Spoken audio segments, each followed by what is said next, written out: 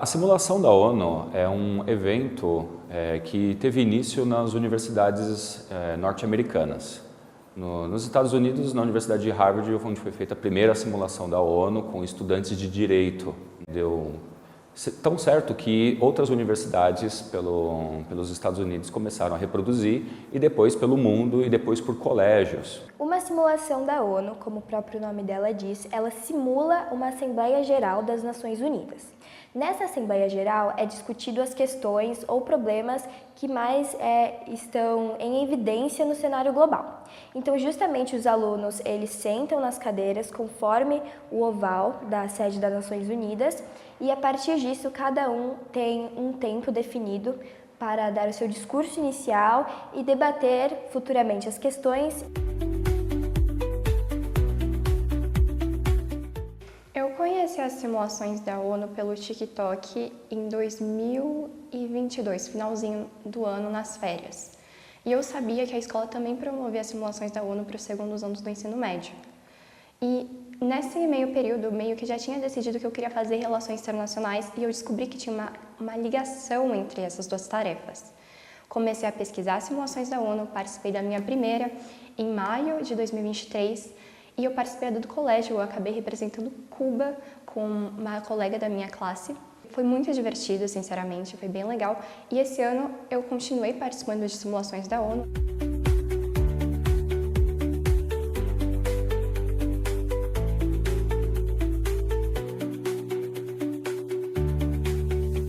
No começo desse ano, eu estava muito interessada em atividades extracurriculares.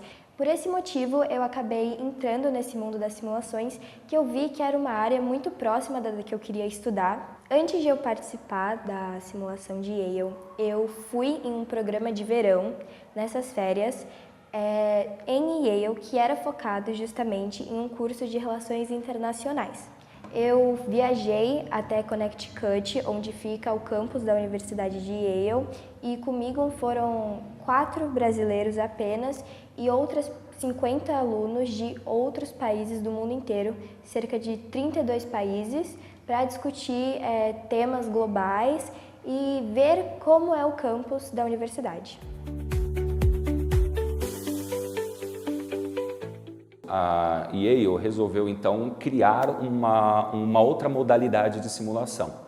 Como eles viram que existem estudantes do mundo todo participando lá nos Estados Unidos da simulação, eles resolveram criar uma simulação itinerante. E existe a Yale Latam, que é essa simulação que nós fomos, né, que é a simulação que ocorre na América Latina. E nesse ano aconteceu no Brasil, na cidade de São Paulo. E o processo de inscrição foi quando eu estava no Instagram e apareceu essa notificação de que teria uma simulação de Yale aqui em São Paulo. Eu logo corri para avisar meus pais, eu corri para avisar a escola também, perguntando se a gente iria, porque eu acho que eu não precisava aguardar só para mim, porque todo mundo pode ter uma experiência tão boa quanto essa. Antes da simulação, nós tivemos preparação aqui no colégio. A Bianca é uma ex-aluna que acabou dando algumas aulas para quem iria fazer a simulação, e ela disponibilizou alguns documentos, dicas e uma apresentação de como é uma simulação, e eu estudei muito a partir dos documentos que ela disponibilizou, e muito da minha pesquisa foi baseado nos sites dela.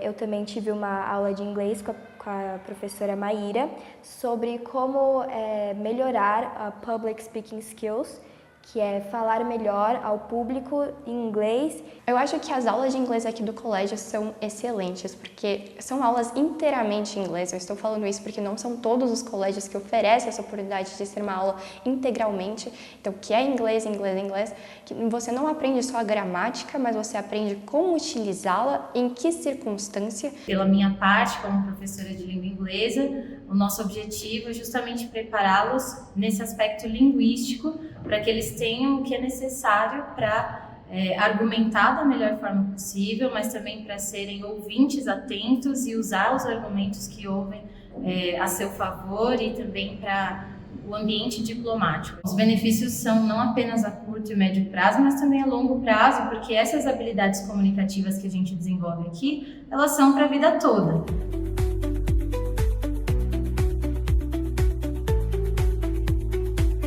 meu papel na ONU foi do repórter panamenho Eduardo Lin Wen, no contexto da Operação Just Cause 1989. Durante os debates, a experiência demanda muito do aluno, então a todo momento você tem que estar produzindo documentos novos, falando com pessoas novas, discutindo e vendo uma saída para todas aquelas discussões. O meu comitê eu não representei um país, eu representei uma pessoa, que foi o Juan Garcia Oliver, que era um anarquista durante a Guerra Civil Espanhola. Acho que o mais importante é basicamente você utilizar sua criatividade durante desse comitê de crise, porque não é só você resolver problemas globais, mas você ser criativo e proativo com as pessoas. No começo eu fiquei bem nervosa, eu achava que eu ia ir muito mal, só que as pessoas foram super prestativas comigo, me ajudaram muito, inclusive eu tenho uma plaquinha com todo mundo escrevendo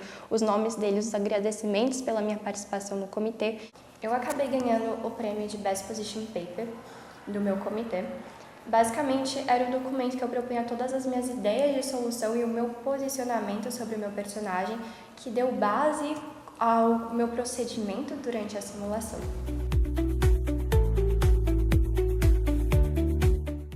O estudante ele tem a possibilidade de participar de debates com relevância internacional, com temas atuais, debates esses que exigem uma preparação técnica, intelectual e também uma preparação interpessoal. Então é uma formação completa, eu diria. Participar de uma simulação da ONU é uma experiência de educação que está muito além da lousa e da carteira e do caderno, né? É uma experiência de pesquisa, é uma experiência de reflexão e uma experiência de discussão.